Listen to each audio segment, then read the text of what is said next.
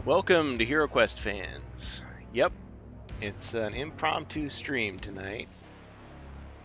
Not a normal stream day, but I did want to make a video here because we're taking the next 3 weekends off from streaming, and I hope I grabbed the right headset so you can hear me properly without a lot of distortion. Cheers, Dead Gamer. I see Ribby is here. We can reshuffle the deck next time, no problem. Grog, grog, grog. Hey, Bohemius. And Elviler. So, I wanted to do this video earlier, but I understood that there was a leak coming. And all credit to Cristobal, the guy behind a really great YouTube channel that you should check out called La Guardia de Morcar. I'm going to go ahead and throw it into the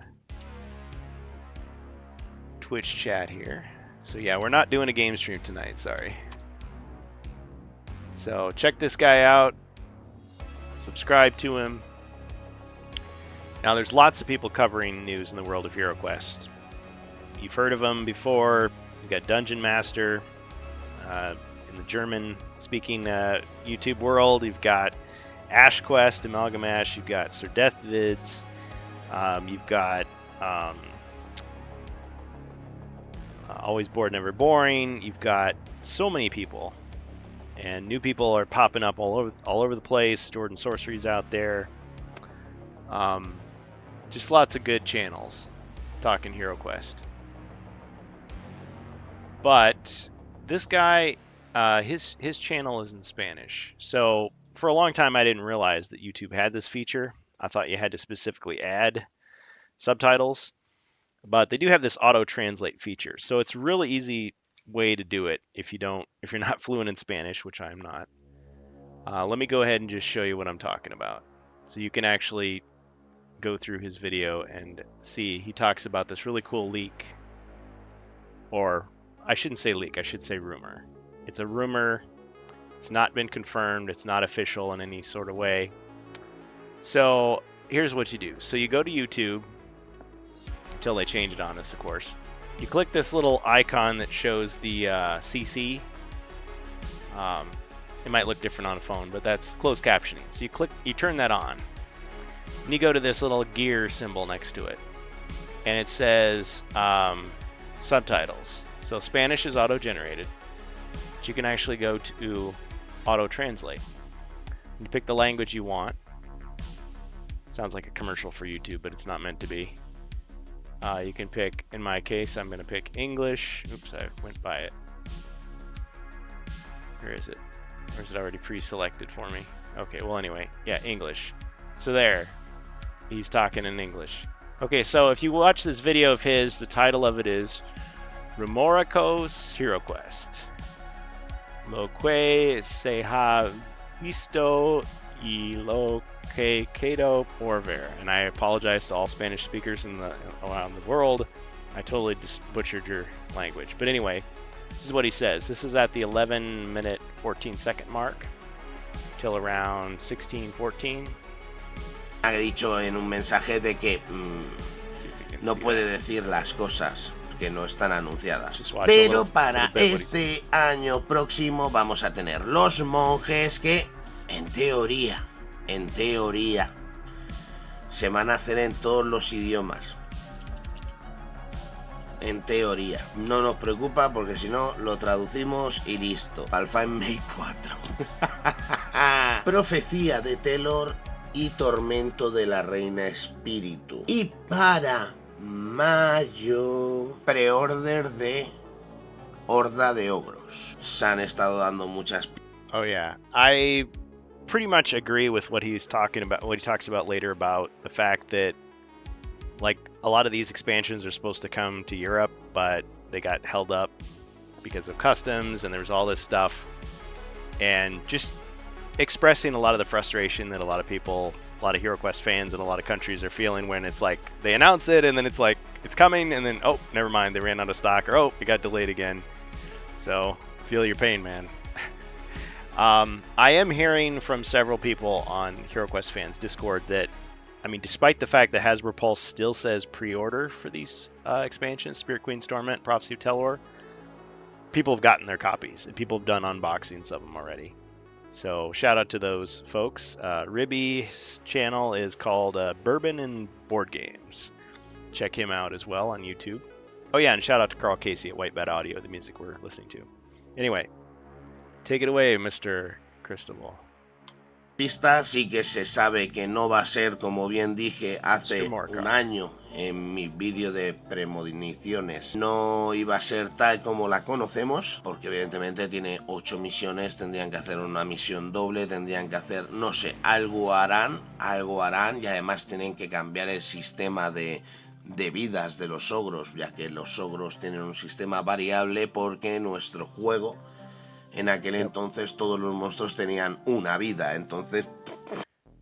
I personally hope that they do bring back the variable body points. I was looking at those trackers again, and I realized that a lot of times I misread how those body point trackers are supposed to work. I was thinking like 3 empty boxes and a skull means that they have 3 body points. That's wrong. Every time they take a body point of damage, the ogres anyway, you cross off one of the boxes. So if the one you're crossing off is a skull, then that's the monster's dead. And it moves on to the next one. And yes, there are ogres that are 1 body point, but they're usually like the very last one that you encounter in the quest. Now, you don't know if you're a hero, if you're playing through, if you're on the 1 body point one. But as soon as you get them, it's like, okay, this is either the very last one or the second to the last. Because I think they throw you off a few times and send you like 2 or 3 that are 1 body point. But the maximum that they have in the European version of this 1990s expansion is 5 body points. So I think the Ogre Lord is 5 body points. The Chieftain, I want to say, is 4. And then there are regular ogres that are 4 or 5 as well. But most of them are like 3. It's pretty average. So I wouldn't mind at all if they retained that.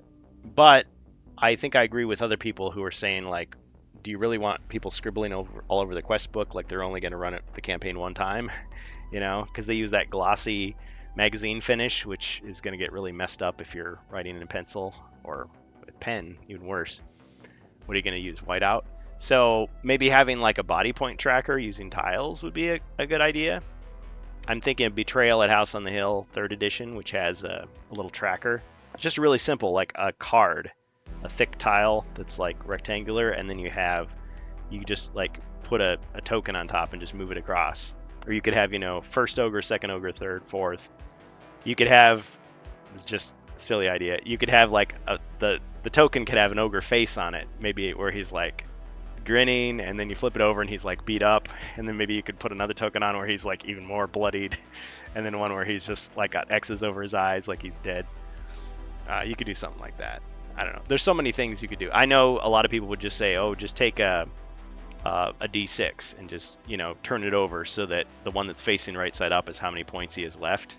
So it's like 5, 4, 3, 2, 1, and then you just take it off, rather than having a stack of tiles underneath. But whatever. So anyway, let's listen to some more of Mr. Morcar here. Y para el año que viene, ojito, rumor, rumor, yo digo rumor. What is that? Ahí tenían una vida, entonces. Y para el año que viene, ojito, rumor, rumor, yo digo rumor, que está ahí dicho. Okay, I like the fact that he admits that he did get some rumors from a source, maybe close to Hasbro, possibly adjacent to Hasbro. Some of the things that he got were not correct. But he's getting them from some type of source. He thinks some of it might be true.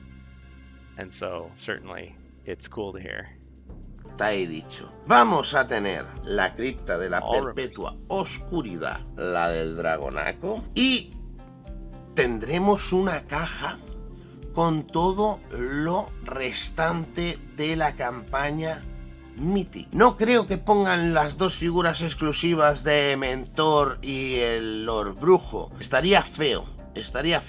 Que si las ponen, ole también. Me da igual, de fábula. Pero lo que serían la It's not an exact translation, it's auto-translate. Bárbara, el elfo, la maga y la enana. Lo que serían estas vendrían en esa caja, Sir Ragnar, completando ya todo lo que serían las miniaturas y componentes de HeroQuest, y también se están peleando, según me ha dicho, porque se integren en esa misma caja los dos caballeros, esos caballeros tan buscados, tan aclamados, y que una cajita de 2 miniaturas te puede salir a 800.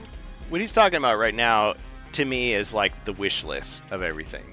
Like, yes, I would love it if they just re-released all that stuff. What they run the risk of doing, though, is maybe casting a bad light on HasLab. You know, it's like they promise to give you exclusive stuff, and this is your last chance to, you know, own it and everything. And then, then they just release it to the store. A lot of people are saying, and I think you would agree, is that if they did that, some collectors would be mad. Maybe they would people would lose faith in HasLab. A lot of regular customers, like ordinary people who just buy stuff from stores, would be really happy. But maybe if they did something like this where they just released a box that had all the rest of the Mythic stuff in it, just like, here you go, in retail, would be like the last product that they release, like right at the end of the franchise's history. And so in that sense, it would be kind of like an exclusive again, because it would just be in stores until they ran out of stock. And again, it's always the problem of scalping these, you know, limited run things. If they know that, hey, there's only so much stock in the store, people are going to run out, buy it all up, upcharge it on the internet. So I don't know if that strategy would work, even if it was something they would do. But yeah, I mean, just for the sake of fans who wanted this stuff and couldn't get it, I'd be all for it. And I'm not a hardcore collector, so I don't have that much emotionally invested in it, I guess. €2. That's another thing. I would love it if HeroQuest was available just at regular retail stores. Like, you could just walk into Walmart or Target or Barnes & Noble or Best Buy or whatever other chain you can think of, and there's HeroQuest on the shelf, and you could just pick it up, put it in your cart, buy it at the register, take it home, play it that very day. You know, what's wrong with that? Right now, you can find it in friendly local game shops. And I guess I've heard about, you know, people pre-ordered stuff and it showed up at the store shelf, but most of the time, like these big box stores, you can just buy it online. So you buy it on bestbuy.com or amazon.com, but you don't walk into the store and buy it. And I guess one of the thoughts is the reason they're not doing that yet is that there's this thought of exclusives. Like Barnes & Noble gets HeroQuest, they're going to want the Barnes & Noble exclusive miniature, exclusive swag with it. And so then collectors are going to complain because it's like, oh, I got to buy 4 copies of this game because I got to get the Barnes & Noble exclusive and the Best Buy exclusive and the Walmart exclusive and the Target exclusive, and it's all the same thing. I'm thinking, well, if they could make the swag something that nobody cares about, like a t-shirt or I don't know, a dice bag that has the HeroQuest logo on it, maybe it wouldn't be so bad. But yeah, if it was an exclusive quest, then people are going to be upset. Or if it's an exclusive hero or sculpt or something. So that whole exclusive thing, like, I would rather they just didn't do that and there was just one version of the product. Like, I could just instead of having, some exclusive swag, then just treat it as everybody gets the same thing. A couple quick comments. Sorry, I'm going to get through this video, I promise. The Ogre Grog, interacting with the ogres. Yeah, I think that was done deliberately. Yeah, as a joke, but also to kind of get your imagination going, like, I could, homebrew something really easily with this. Yeah, and Elvyler did a great treatment of this. I got to plug his website as well. Elvyler.com. He says, the variable tracker is a really cool idea. I know about it for a while, but never actually looked into it until I was doing research for my latest article. Hope they bring it back. Yeah, and he quotes Sika Hashem on there. I mean, a lot of people said a lot of insightful things on the Avalon Hill Discord, the HeroQuest fans Discord. Jacer says Ogre Dice. I mean, your idea of having like dice, but they've kind of got like a stone color to them, that'd be a cool way to put some more dice in there. I'm not sure they're going to do that, but I guess nothing would surprise me at this point. Might add to the replayability. That's a good point. Re-release Crypt with a new dragon mini. I'd be down. Yeah, same here. I mean, why does it have to be that specific dragon? Like, you can still say it's proprietary and re-release, something new. And we've seen already with the unboxing. Thanks, Ribby. and others. The quest books have been completely redone.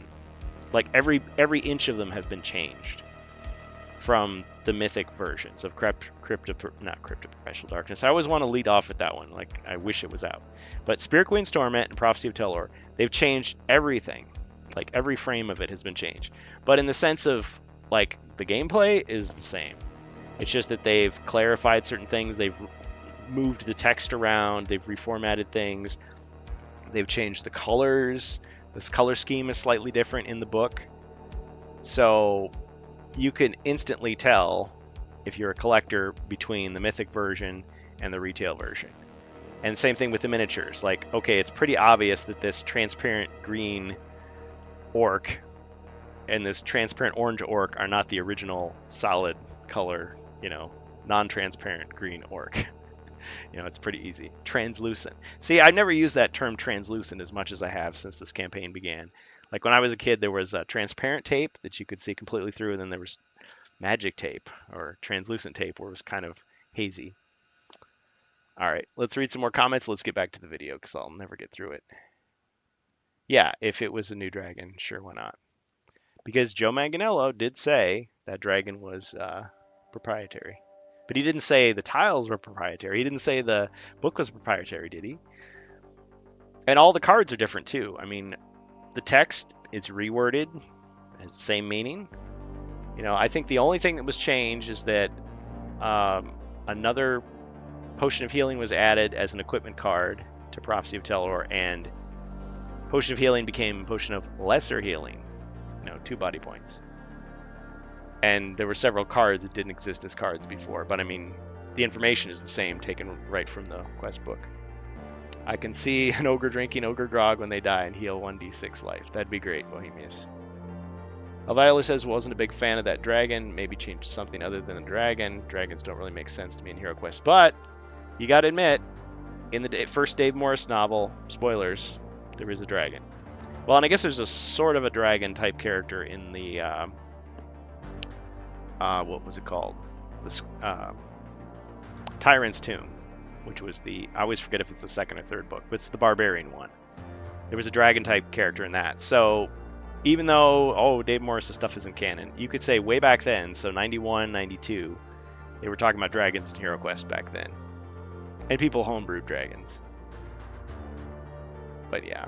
I mean, I always take it as, like, if you have a dragon that's like, I don't know, a typical D&D dragon that's like as big as a house and breathes fire and is immortal and has magic and armor and can fly and all this, it's like, how are 4 guys with like swords supposed to stop that? Like, unless they have like, demigod level magic or something. Or there'll be some, Deus Ex Machina that'll allow them to conquer the dragon. Otherwise, they're just running for their lives. There's really nothing they can do. Now, maybe like a dragon the size of a horse or an elephant? Sure, that I could see. Okay. Make it a 2-part base extended for the Dragon Mini. Sent one to Kurgan. Yes, you did. Thank you for that, Ribby. Yeah, he showed that you could make a... do I have it nearby? I don't have it. Sorry about that. I should have grabbed it. I didn't know I'd be talking about the mini rims. But yeah, he has a 2-part, like, it clips together around the base. It makes it much more stable because it's like a wide round base. Yeah, you could do all kinds of things. And Avalon Hill's already done the rims with Betrayal at House on the Hill. I mean, just check it out. In the 3rd edition or the new expansions, they're all just these like little rubber feet or boots that you put on the bottom of the miniature. Same size as HeroQuest, fully compatible. They just don't have enough of them. Like, if you were going to use them for HeroQuest, you need a lot more. But yeah, they could just print them in a bunch of different colors. It's bendy plastic. Between original, Frozen Horror, Prophecy of Telor, Spirit Queen's Torment, Dread Veil, we're good on dice. Really happy we got all these variations. Yeah, but there's dice collectors out there. They always want new colors. And there's always going to be people on Etsy making a few bucks, printing, more to sell.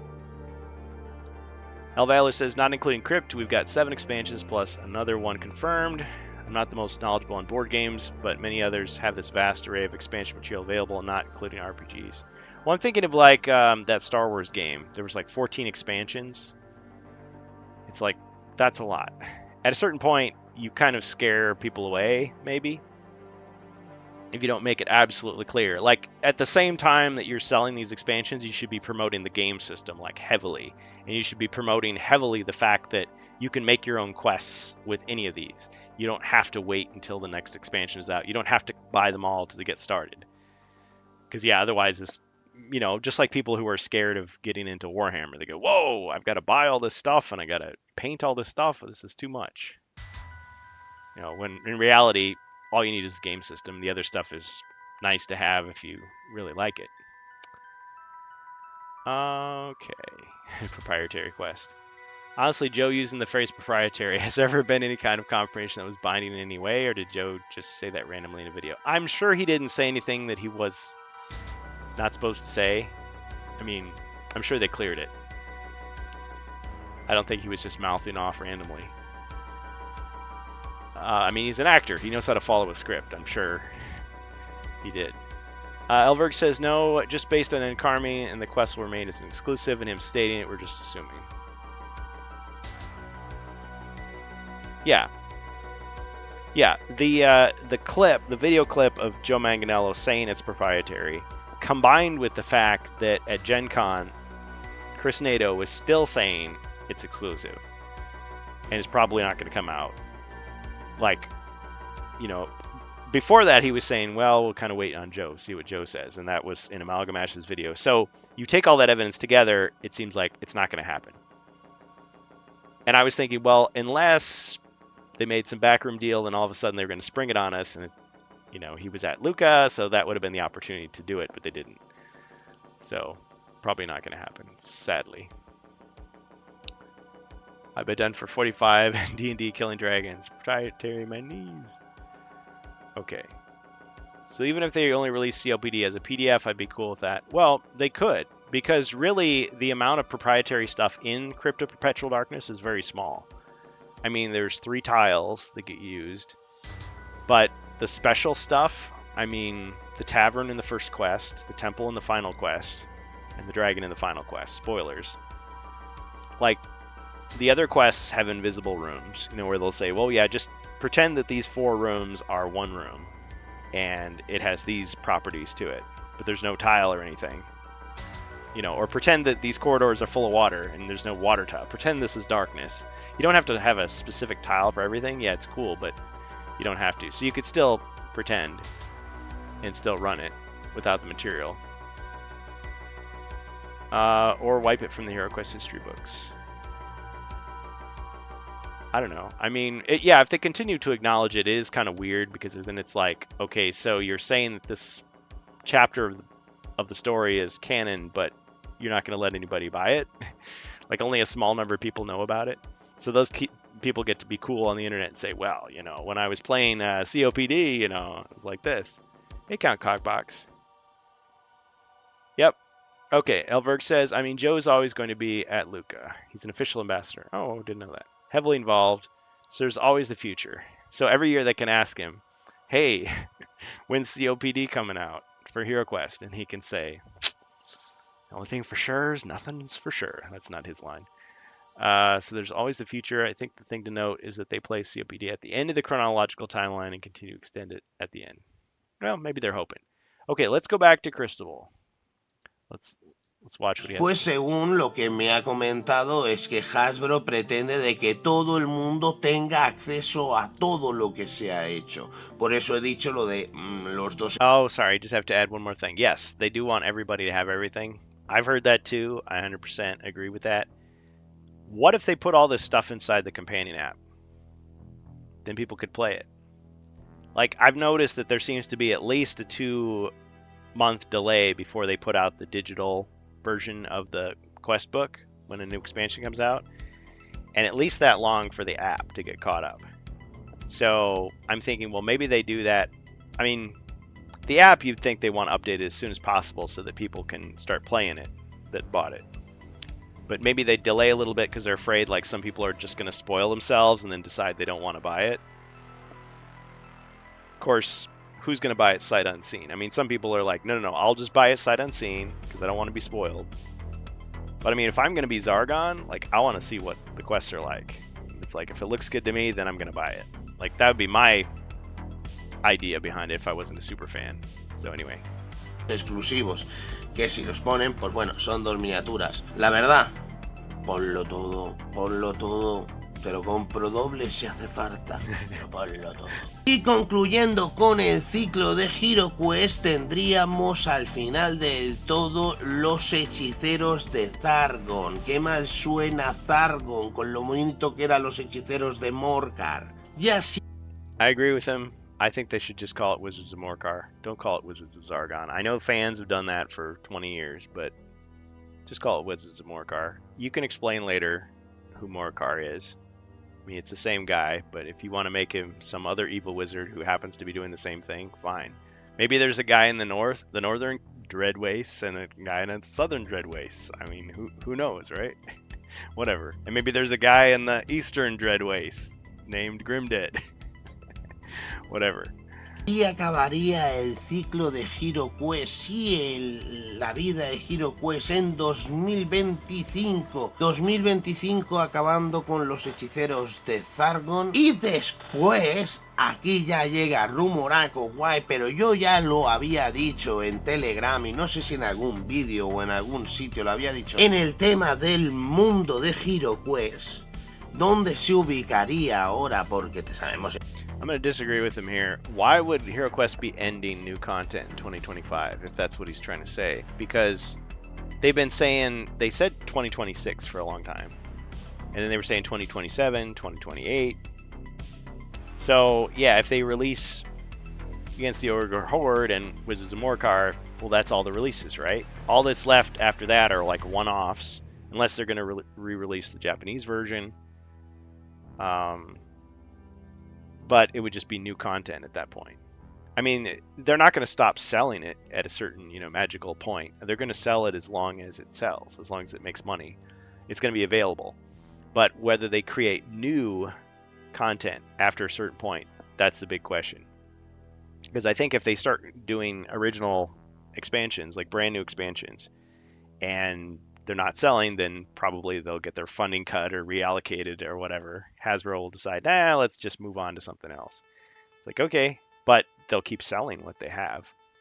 I mean, if you want to look at new content, there's still the Dwarf and Wizard adventures, which maybe they won't make anything like the draft notes from the 90s, but they could still release like a focus on those heroes, and they've got all these other heroes. You've got a rogue now, and a monk, a druid, a warlock, a bard. You could have a quest pack for each of those. I mean, maybe no one would want a bard quest pack, or maybe they would. Who knows? But to say that it has to end there, I don't know if that's really true. Now, if he's saying he thinks, well, they'll wait until 2025 to release Wizards of Morkar, maybe. If they're trying to just do like one remake a year and then pad it out with original content, I mean, maybe. I mean, we're at the end of 2023, and 2024 we've got, the Path of the Wandering Monk, January 15th. We've got the Dreadveil Dice, February 1st. We've got Against the Ogre Horde sometime in March, certainly by the 31st. So what about the rest of the year? I mean, it could be the same year, but at the same time, we've had no leak about it. Like the store leak ended with Against the Ogre Horde. That was the last one. So how far ahead are they planning? I mean, they probably have notes, and they probably have scribbles, and they probably have sketches and dreams and conversations that go out far, far into the future, but we don't know if any of that will ever happen. Like, as far as the company is concerned, they may only be approving these projects so many months in advance, or maybe a year in advance. I think I heard a year at one time. Like, you could be reasonably certain that they know the next year of the product, and it's pretty much set in stone unless something absolutely drastic happened. So, yeah, maybe 2025 in that sense, he could have a point. So within a year, we'll be getting it, probably. Wizards of Morkar. Evidentemente que estaba ubicado en en el mundo del Love viejo mundo de Warhammer, pero ¿dónde los ubicarían? Y teniendo en cuenta la franquicia que tienen enorme de Dungeons and Dragons, ¿por qué no? Oh, yeah. This was another thing. We'll get to that in a second. Okay, yeah, let me acknowledge the comment. So, Morcar is such a better name. I grew up with Zargon. Yeah. To me, he'll always be Zargon, but I have a new respect for Morcar and Grimdead. The more I learn about the history of HeroQuest, the more I am just like, yeah, I have nostalgia for this version, but those other versions are just as legit. It's only so much HeroQuest I can hide from my wife, running out of places to hide it. Oh, man. Let's see. Yeah, can't wait for the sale. Girlfriend called me a nerd. Should call her a nerd right back. I bet there's stuff that she's nerdy about. Let's see. Morcar is dead. Long live Zargon. There'd be different places in the HeroQuest world, different names for him. See, that's what I would say, Elviler. And Carmine has hinted that Morcar will have some involvement in the current release. He's likely to be a separate entity from Zargon.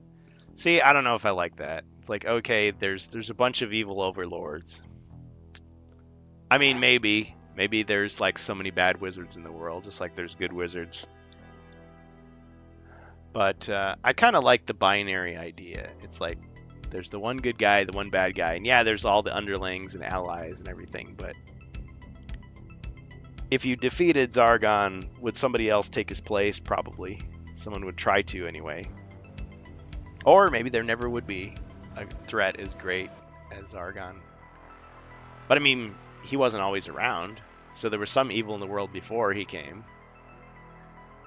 So there's a million different ways you could spin it.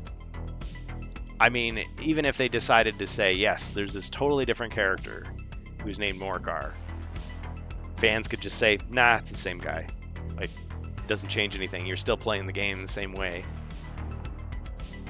But if they just want to include just a little blurb of text to, you know, some story lore to say, oh yeah, this is why it has this name instead of this other name, Wizards of Morcar. Maybe calling them the Wizards of Morcar is kind of like, I hate to use this example, the Knights of Ren, the Dark Lords of the Sith. Like, maybe there's not like a specific guy that has that name. It just means something. Like, oh yeah, Morcar. They're in the realm of Morcar now. Oh no. Maybe that's the name of the base that he lives at, you know, or something. I don't know. You could come up with all kinds of things. It's the type of magic he uses. He's using Morcar. Oh no. He's driving his Morcar around. But just having it be an alias, it's fine by me. Why not? He goes and he conquers another group of monsters. They give him a new name, a new title. But yeah, Wizards of Morcar is the direct sequel to the Ogre Horde. So if you make one, I feel like this is going to be the test. If they knock this one out of the park, if they thread the needle with this one, if they do, you know, a great job, then Wizards of Morcar is pretty much bound to happen. Just like with Frozen Horror, you were bound to get Mage of the Mirror. Like, they just go together so well. I think they moved away from calling Frozen Horror Mage of the Mirror Barbarian Elf Quest packs because they don't have plans to do one for the Wizard and Dwarf. I don't know if that's really the case. I mean, that could be a reason. It seems like they're trying to definitely give themselves wiggle room. But part of the reason that the Elf... So, it was the Elf Quest pack, but then there was a comic, and I think there was maybe a game as well called Elf Quest. So at a certain point, and I've never seen these, I don't know how rare they are, but it's instead of saying the Elf Quest pack, it says Quest pack for the Elf. Quest pack for the Elf. So apparently there's a few boxes out there that say Quest pack for the Elf. So they say Quest pack for the Barbarian. I don't know. Maybe they just thought it was cleaner just to use the title. But yeah, that could have been part of the reason. Yeah, the problem with the Wizard and Dwarf packs is, first of all, they weren't finished. Second of all, only a few people have seen those draft notes. Third of all, it was using the same kind of template as Frozen Horror Mage of the Mirror, which barely got out and were very poorly tested and have a lot of flaws in them, despite having a lot of cool like plastic and a lot of cool ideas and potential. They were kind of fixer-uppers as far as fans are concerned. So with Wizard and Dwarf packs, they would have to retool and rewrite so much that it's almost like, at what point is it still the original idea? I mean, it's cool to see like a rough draft, but nobody's nostalgic about it, first of all. Like, you could release something totally different and most people would have no idea that's what it was. Or like, why is this cool? Like, this seems broken, this seems weird. So there's that. But I mean, you have an adventure set in the homeland of the barbarian. You have another adventure set in the homeland of the elf. Well, 2 in fact. Why wouldn't you have one for some of the other heroes? Like, you start to naturally think along those lines. It's like, well, when are we going to get the one that's about the dwarf's hometown, or maybe like a really wizardy focused one? But yes, you could say there's multiple, because with Zamorkar is kind of like a wizard one, even though it's not necessarily focused on the wizard. I mean, they give just as much magic to the wizard in that one as the elf. Summer, let's see. Okay, I'm getting lost in the weeds here, sorry. Well, that and the fact there's an ElfQuest IP there. Yeah, Verg was just saying that. I wasn't paying attention. Summer release could be what he mentions, a box with mythic tier alternate heroes. Encrypt. Again, these are rumors. So a lot depends on the quality of his source, and then how he's interpreting those facts, and then how we're interpreting his presentation of those facts or rumors. I think it'll be inevitable. They've done so much with other IPs that they manage. Story Lords, like with Thorzel, is actually not a bad idea. Maybe Morkar comes around after Zargon is defeated. At that point, they release Hero Quest. But of course, they can't say, well, Morkar was Zargon's teacher because Mentor was his teacher. Feel they're releasing all the things because it's selling. They start producing their own new content. People don't like it. Sales drop. They just end production. Yeah, that could happen. Because would they ever voluntarily quit, or would they wait until they sell something that flops? And then they would pull the rug out from under it. May not even be a sequel, like with a 2, just a subtitle or something with the original name in the vein of Advanced Hero Quest or Hero Quest Advanced. Like to alt rules, layer onto the original. As long as Against the Ogre Horde doesn't show up with translucent ogres, I think it'll be successful. Community will be excited for it. I don't think there's much chance of that happening, because the reason they altered the miniatures visually with colors was because the mythics were supposed to be like special and exclusive. They wanted to give people the same sculpts, so they changed the colors. I don't think that, I mean, there's no equivalent here. I mean, Mage of the Mirror is the only one that has maybe anything that would be in this Ogre Horde one, and that one is a retail release. It's not exclusive. It's not limited run. It's not HasLab, so there'd be no reason to. Having an Ogre Ghost would be pretty awesome, but yeah, why would they? I mean, transparent miniatures are supposed to be like a special thing, so if they're all transparent all the time, then they're not special anymore. I mean, maybe people would feel better about painting them, because like, oh, it's transparent. I don't want to paint it. It'll lose its transparency. But if they're all transparent, who cares? Enjoy. That'll be $40, please. They're adding a new play mode and 3 new quests. Yeah, sorry, Elviler. I was getting to that. Yeah, I'm taking too long to get to the parts. Still waiting for Malgamesh's table flip video. He keeps teasing us. It ain't right. Yeah. Yeah, man. You gotta, like, destroy stuff for the sake of your audience. I mean, he's got enough followers, right? Enough Patreons, so they could buy him a new table. I'm just kidding. Just keep up the good fight. All right, let's just continue. Because this last part was talked about, and I was like, where does this come from? This idea that, oh, HeroQuest and Dungeons & Dragons are going to merge. Okay? They're going to tell us, oh, guess what? HeroQuest is located in the Dungeons & Dragons world.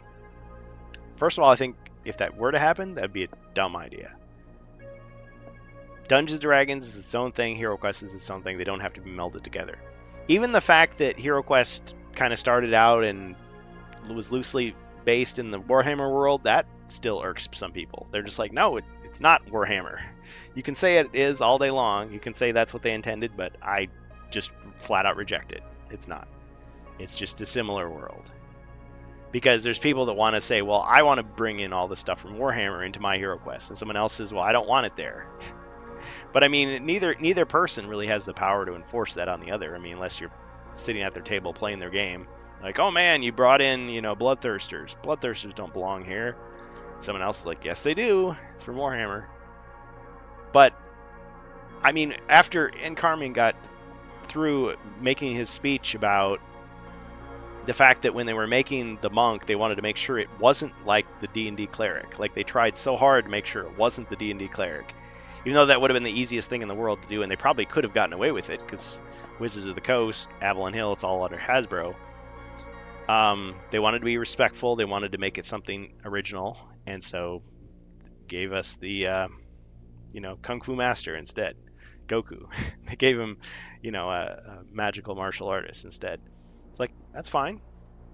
So why would they do all that, and then do they really think people are clamoring for it? Or listen to Cristobal's reasoning. He presents an interesting argument. See what you think of this. ¿Por qué no? Y parece ser que estaba algo escrito, tanto orcas, orcos, todo lo que era la diversidad en personajes y enemigos, entonces estaba bastante bien ya encaminado a lo que querían hacer. I like how he says amigos, but then the translation says enemies.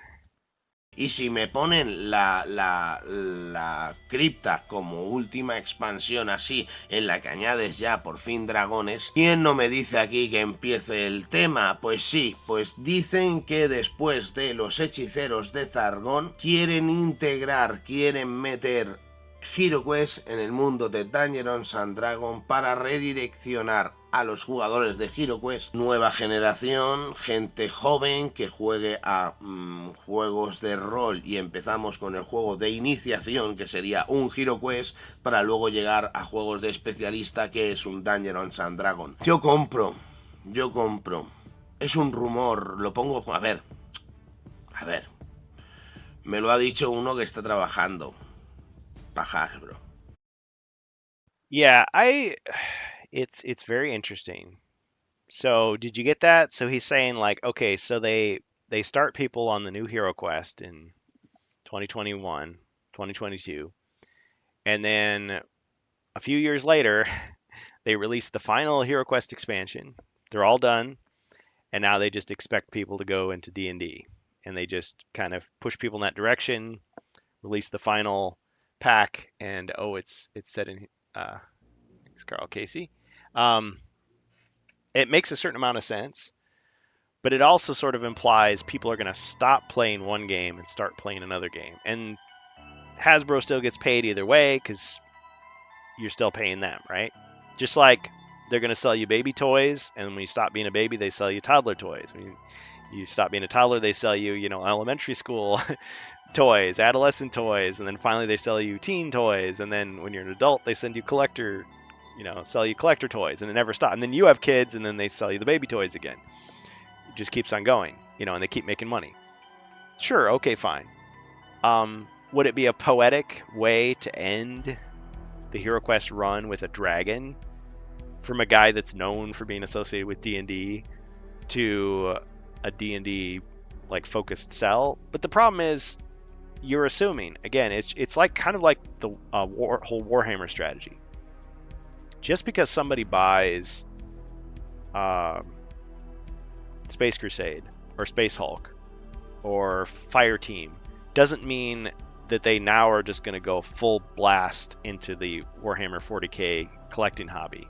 Or just because they buy Advanced HeroQuest means that they're going to now go into Warhammer Fantasy. Like, it's a very different kind of hobby.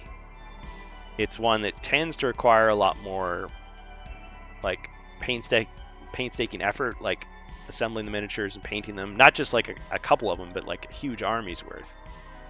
And it's a lot more cost and time, and now you got to find people to play with, at these friendly local game stores and all this kind of thing.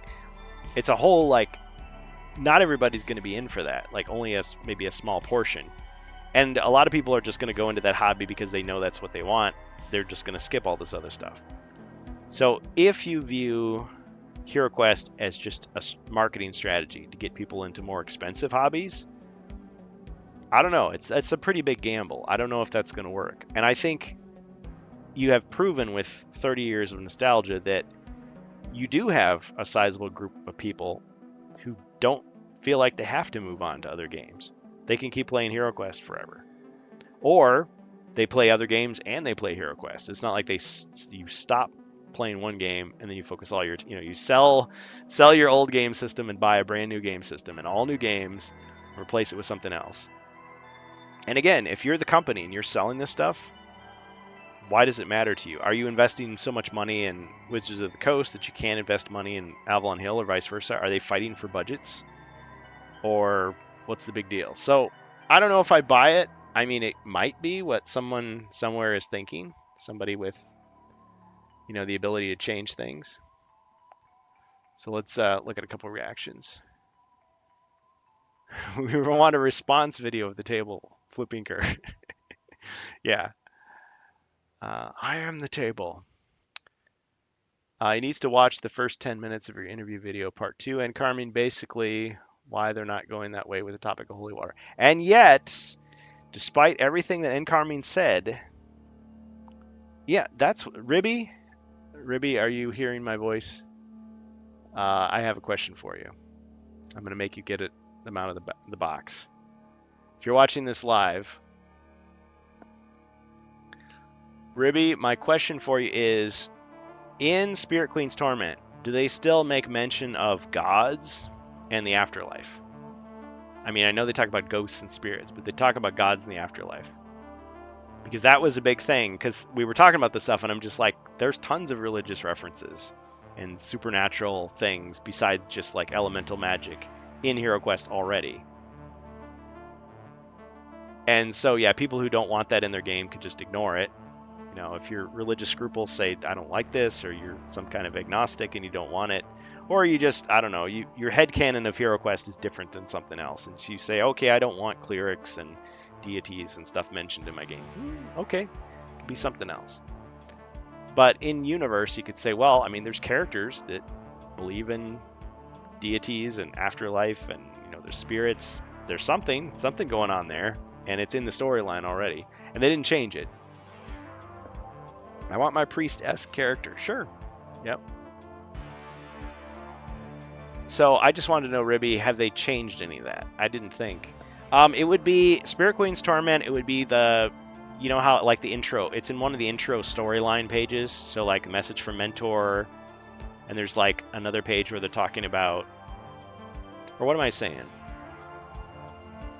Yeah, I think it's the intro story. I think Prophecy of Telor does something similar. What page? Let me grab my book and I can tell you what page. Hold on, because I'm sure the page numbers are the same. Be right back.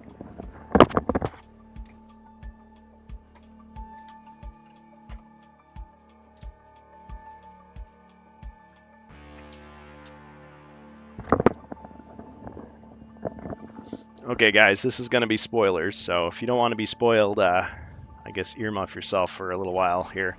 This is the mythic version. So, Spirit Queen's Torment. Hey. Let me just see if I can find the reference I was thinking of.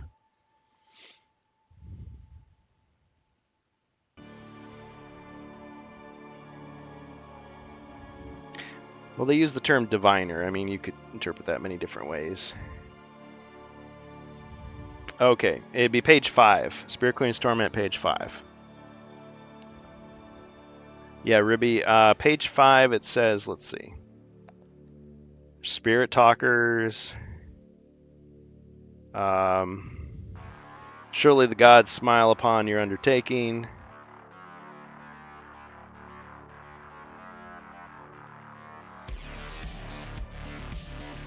I guess it doesn't get too elaborate.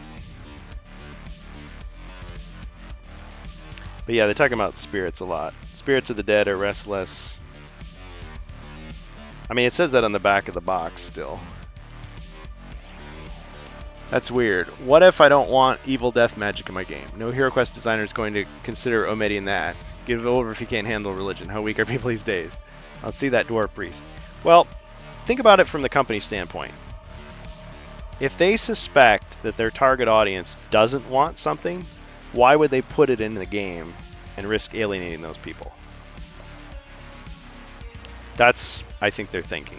So it's not that people are weak or whatever, or there aren't people that want it, but if they're afraid that by putting a certain thing in their game, they're going to lose sales, they won't do it. So I don't think it's maybe, you know, Chris Nato has some specific hang up about it, or I don't know. Maybe somebody in the company decided, but maybe they're just afraid of doing that. I mean, you could say there was Holy Water was in the European version of HeroQuest, so the original milieu in you know, the UK was a certain way, and then when it came to the US, they're like, let's not put Holy Water in there. Well, Sacred Water, but not Holy Water. Now Holy Water's back in the game. Everybody's happy. Yeah, I don't know.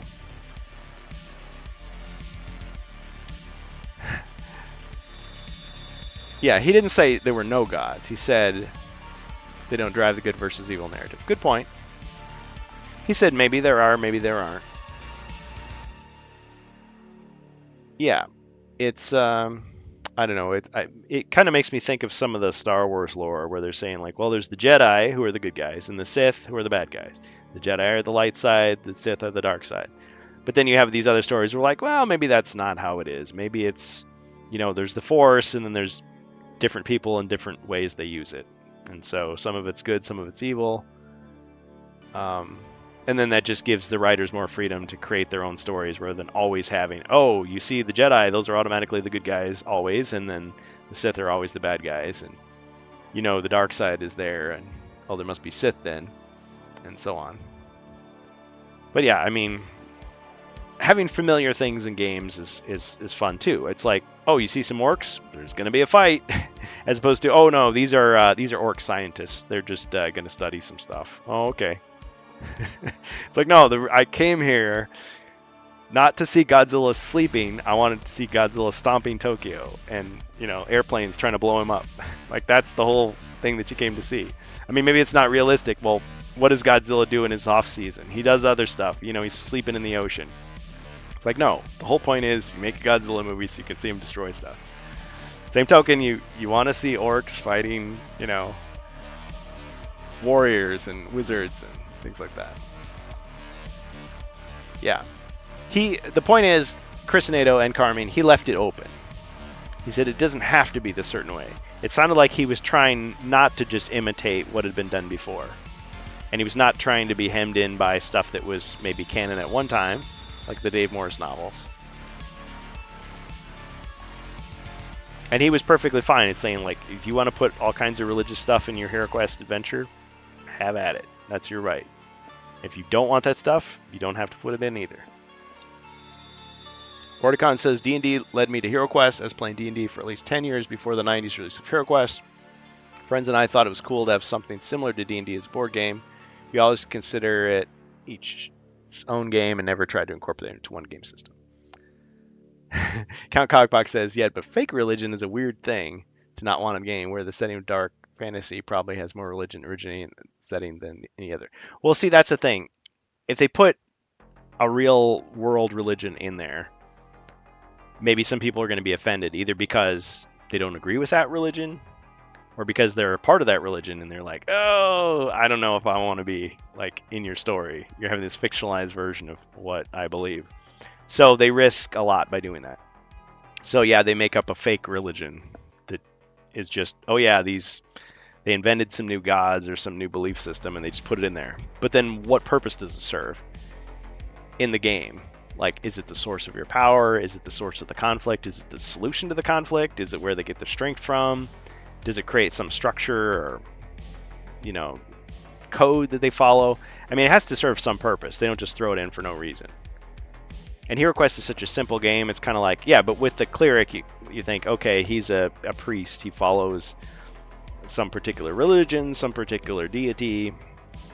You know, there's some rituals, or maybe there's temples, or I don't know. There's some flavor to his character. But then how is he different from just a wizard who throws spells around? Well, where do his spells come from? Or he's an alchemist. You know, he mixes up potions in a laboratory, and it's some kind of mysterious science, some arcane lore that he uses. Or maybe it's psychic powers. You know, it's natural, but it's preternatural. Or I don't know. It's all just kind of variations on a theme.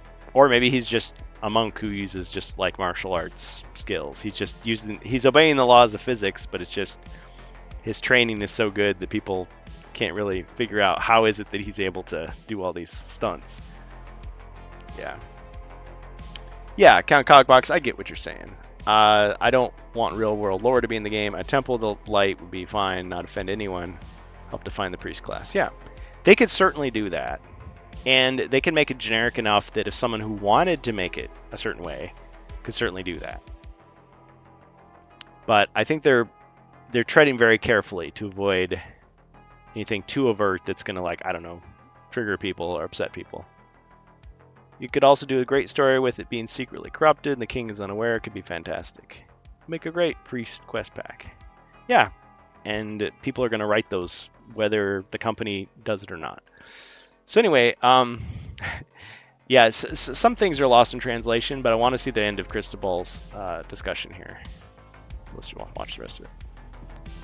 Lo ponemos como rumor, pero ahí lo dejo. These are rumors. Yeah. Bombazo. Así que si quieres seguir viendo. Okay. All right. So yeah, go ahead and check out his video. Watch it in context. If you are a Spanish speaker, you can get the full sense of it. I also want to look at Elvyler. Elvyler's Game Room. Check it out. Against the Ogre Horde. And I don't agree with everything he says, but he makes a lot of good points. A lot of good points. So Elvyler, I like this. Not the official quest book art. Just took that cover art and threw it on a fake quest book thing. Yeah, affiliate links. We always got to worry about those on our Discord as well. It's like, hey, don't post an affiliate link without warning us first, because I don't want you getting clickbait on us. Big challenge awaits. Yep, there's the Lucas stuff. Yeah, definitely check out his article. It's a quick read. He lays out the body points of these different characters. Yeah, the variable body points. So the Ogre, Warrior, Champion, Chieftain, and Lord. So what are those going to be? Like the Ogre Soldier, the Ogre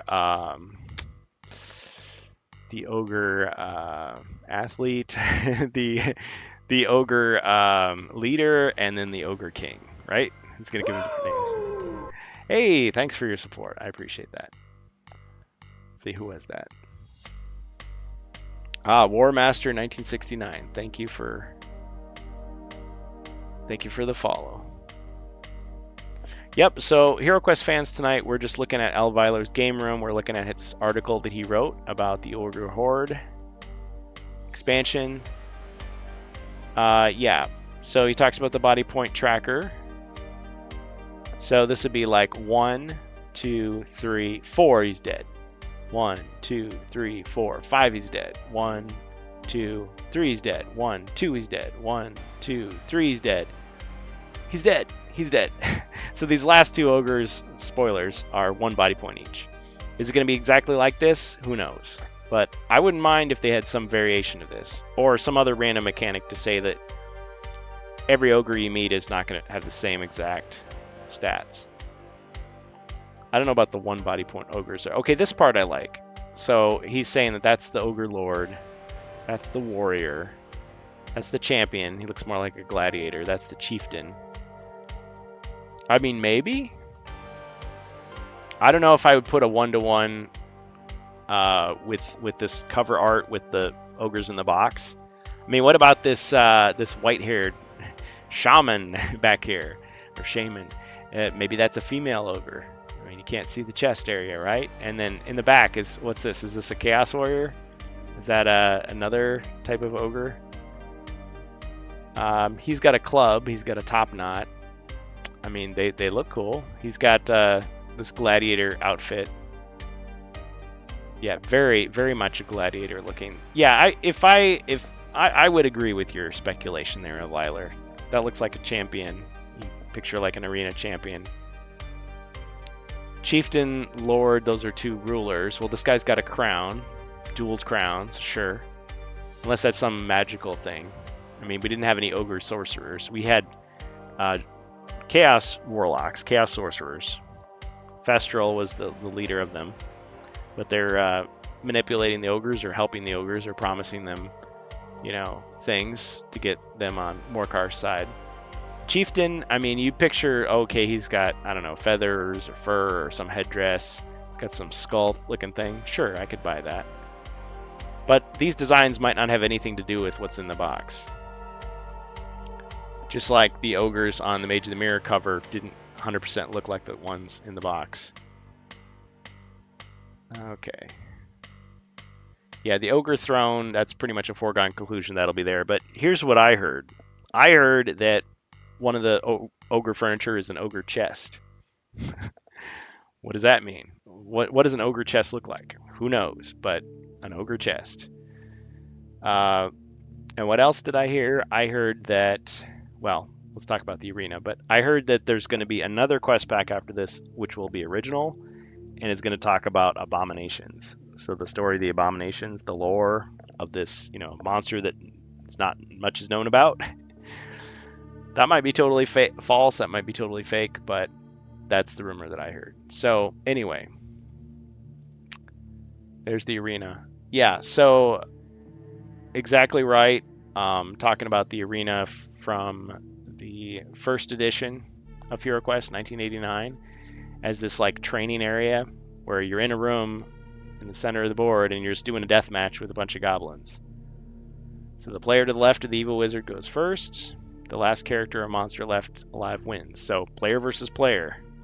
And then you do it again with magic. Return to the arena. So what I heard, and this could be totally false, again another rumor, is that, and it just sounds like speculation, is that you're in the quest, and in the middle of the quest there's just like a big tile, or maybe a bunch of tiles that form together into one big one, that you can enter the arena. Just like you'd enter the hideout in Rise of the Dread Moon or the plaza. You enter this area and you could like deathmatch with another monster. Or, as implied with the Wandering Monk, it's like you compete for gold. So maybe there's a challenge, a task, like fighting some monsters or a wave of monsters, and you can earn some type of reward. Maybe if you kill your opponent, it's not permanent death, but maybe you get something out of it. So having maybe an optional competitive side quest in the middle of the quest could be an interesting thing. But I was hearing it in context of they would be using it as a way, instead of doing those solo quests to try to get heroes caught up, is to just kind of introduce it in the middle of the quest. So we know that it's going to be 10 quests. The Ogre Horde is going to be 10 quests instead of the original 7. So instead of saying the first 3 are going to be solo quests, like I was speculating, I mean, a lot of people were speculating, oh yeah, they'll just add 3 extra quests tacked on at the beginning or tacked on at the end or kind of interspersed. It's like, no, these 3 other quests are going to be just something original, and then the arenas, there might be just one, there might be multiples, could be anywhere. So for all we know, you stand on a certain tile and it warps you into the arena. I mean, maybe there's a door on the edge of the board and it just leads into the arena. You just put that tile down. But there's going to be some type of tile, supposedly. Cheers, Dead Gamer. Now, Elviler rightly points out that this is a new way to play. That's according to Avalon Bill. And do we have somebody in here? Oh, we do. Hey, welcome. Hey, I'm just watching your stream. Keep going, though. Oh, yeah. You got an audience. Yeah, great. Appreciate it. Yeah, I was going to say, if you have anything to add, I mean, feel free to chime in. No, I just jumped in. No, keep entertaining your audience here. Okay, cool. You're good, though. You're good. All right.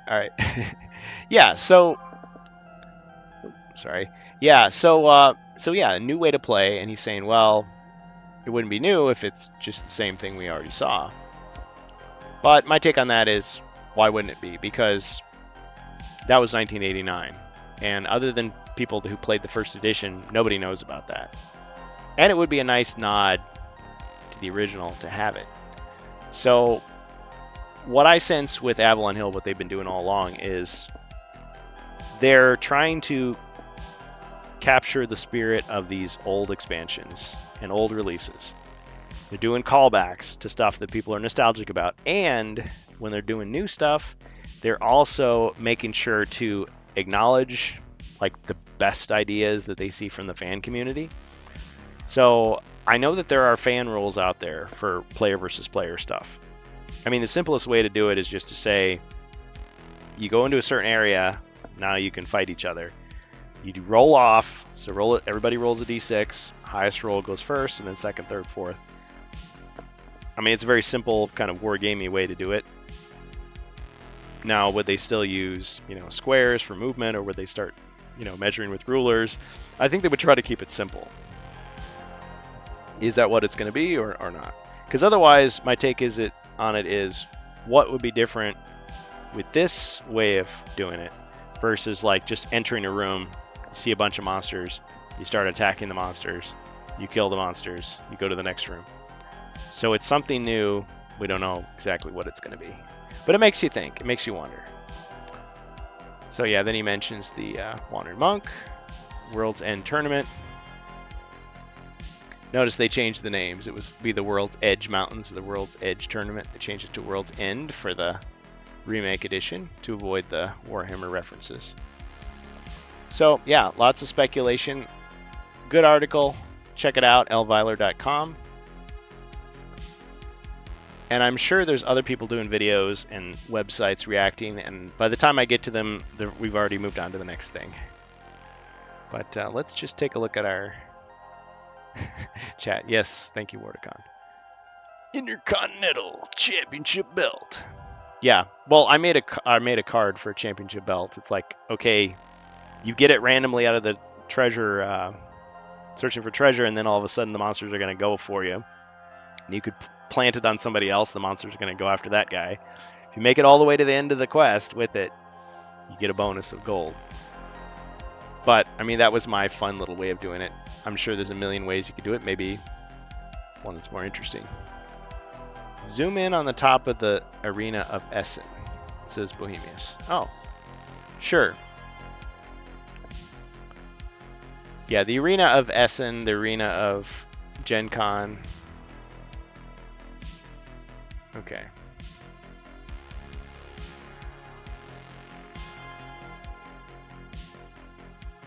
Okay, what is it that you were wanting me to see here? The Arena of Path of the Wandering Monk doesn't look ogreish. Well, at Gen Con they had like 4 different setups. They rearranged the figures each day. And so people were trying to figure out, okay, what does this mean? What are they trying to tell us with each one? And did they do it exactly at these other conventions? I don't know. Because yeah, we had Gen Con, we had Essen, we had Lucca. We were blinded by the trees for the forest. Yes, certainly are. But there's an arena, there's some monsters fighting. But I mean, obviously, we're not going to have this giant like foam painted thing like crammed into a box. It's probably just going to be a tile. Or, I mean, I guess they could have like a stand-up thing like they did for Age of the Mirror, having a kind of like a second Zargon screen to say, oh, there's a wall. A little paper craft thing. I think the championship belt rules as is can be manipulated too easily. I think it should only have a lure effect on orcs and ogres who are in its line of sight. Yeah. Like all the monsters go after you. Like only certain monsters go after you. If you get the Ogre World Championship, only ogres come after you. If you want to track certain monsters. Yeah, there's so many things you can do. You can have multiple belts. You got the Intercontinental Championship, you got the World Championship, heavyweight, junior heavyweight, you got the Extreme Championship. You got the tag team titles, you got the women's title, the men's title, the intergender champion. Andy Kaufman, rest in peace. Skeleton of Zombies should give a crap. Well, I don't know. Maybe they like to chew on it. It's like, it's gold. Just make up whatever you want. They're bringing treasure to their master. Like, look what I brought for you. 5 pounds of gold. Okay, well, I think we've pretty much run out of steam here. What other news in the world of HeroQuest? Nothing that I've seen. I think people are just kind of waiting. A lot of people have gotten their supposed pre-orders way early. And so it makes me want to break my rule of waiting. Like, I don't want to pre-order stuff. I just want to buy it when it's order. Like, I'll order it. So, anybody got anything they want to share? Thanks to everybody who showed up. This is great. Yeah, I'm kind of sad that I won't be seeing you for the next 3 weekends. So, yeah, this weekend I got some family stuff going on. Next weekend's my birthday. After that, it's Thanksgiving. Then we go into December. Then we can do HeroQuest streams again, play some games, take a break for Christmas, come back. When will Against the Ogre Horde show up for pre-order on Hasbro? Don't know. How soon ahead of time do the pre-orders normally appear? Like a month? No, much more than that, because Wandering Monk is already up for pre-order, and that's January. And that's been a while. I mean, Gen Con was in August. August, September, October, November, December, January. 6 months. Okay.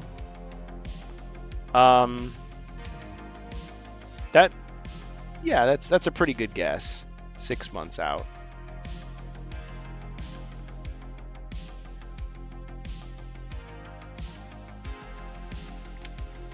But then that would mean we should have had Ogre Horde pre-orders in September. And if it's coming out even March 31st, so that would imply it's coming out later, but maybe not. I mean, they've been hinting at it so long. So I guess there really is no rule. I mean, we knew way back when they did the store leak that it was 2024 Against the Ogre Horde. For all we knew, it was going to be like February. But March was confirmed. Now that could always change, of course, subject to change. You know, they'll say, oh no, it's June, and then it comes out in April. Like, okay, ships early. Thanks. Yeah. Happy early birthday. Yep.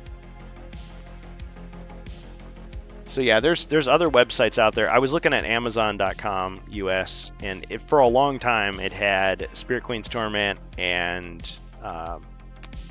almost did it again. Prophecy of Telor. It had those two, and it said temporarily out of stock. We're working hard to get new stock in.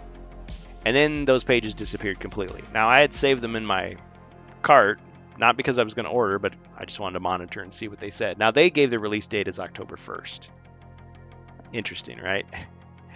But now they're just completely gone. So again, the story is that those other retailers are not going to be carrying those expansions until 2024, which we don't have to wait very long. I mean, we're already well into November. But Hasbro Pulse apparently is beating everybody by not only getting an exclusive pre-order, but also shipping their own product early, just like Amazon was shipping it early before. So go figure. Point is, people are getting it. People have spoiled it. People know that it is improved from the original version. And if you don't like transparent miniatures, translucent miniatures, get yourself a can of Krylon spray paint and give it a couple of coats. Let it cure for a week, and you're golden. That's my thought. If you get yourself some forest green for the greenskins, get yourself some ivory or bone for the undead, and then, I don't know, slate gray or concrete gray for the Dread Warriors. I was going to say Chaos Warriors.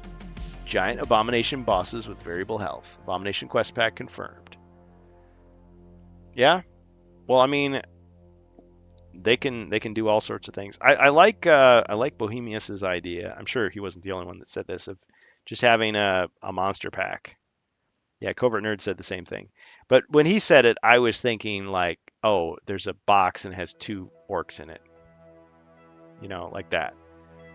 But what they're saying is no, like a big box, and it's got like a variety of creatures. You know, maybe with some suggested rules, or maybe even without that. Just like, here's a bunch of miniatures. I guess the thing that they always run into is, why would you buy the HeroQuest branded miniatures versus some other miniatures? Like, why not get Reaper Bones, or I don't know, D&D miniatures, or, you know, Pathfinder, something like that. Games Workshop. So they probably have to write something up or give you some lore cards or some gameplay cards, you know, something to just kind of give you that HeroQuest flavor, that HeroQuest stamp of approval, you know, to get you interested in that. Because otherwise, I'm just going to buy the cheapest miniatures I can find, especially if I'm going to paint them. Like, who cares if they're red or green or white or whatever. But yeah, they've already had a lot of success with those underwater mazes. Like, people like that. Like, it's kind of a fun thing because it doesn't require anything except your imagination. Like, oh, there's a new rule when you enter this room or this corridor. Like, the water is going to suck you down into the drain unless you roll the right dice, you know, at the right time. Or Forsaken Tunnels of Zorzel, you know, get that magical darkness. Oh, you can only see 3 squares out, so you got to keep calculating. Like, okay, I can see a little further. I probably got to search for traps again just to be sure. There could be a monster hiding in that corner. Oh, there is. So now I can't search for anything. I got to fight him first. You know, it's just kind of a cool idea. Doesn't cost you anything. Just a new mechanic to kind of change things up. You're really just paying for ideas on paper is what you're doing at that point. Something to get your creative juices going.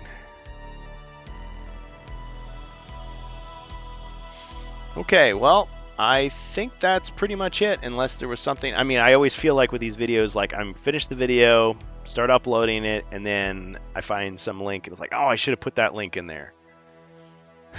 Abominations of Aquatica, says Vorticon. No, I appreciate the support, everybody. Thank you for everybody who checked us out on short notice. Now, it is the fact is always the case that I have to wait 24 hours before uploading it to YouTube. Just going to edit out a little bit of the beginning. You could see it without the ad breaks, of course. But yeah, I'm sad that I didn't get to do the rant cast. But at the same time, like, I mean, Strange Bus, he's got his own thing going, but I'm happy that he's keeping busy, that he's got, you know, work and everything, and his family, so it's all good. I think by the time we get back for the next Raincast, it's going to be great, because we're going to have lots more to talk about, get angry about. And originally we were saying we're going to do it every other week anyway, so it's not that much of a delay. But yeah, everybody enjoy their vacation. Have a good time.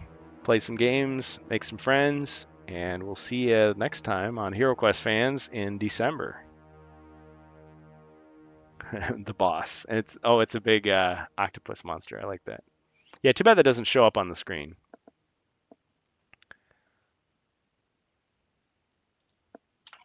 All right, guys, we can see if there's someone we can raid tonight.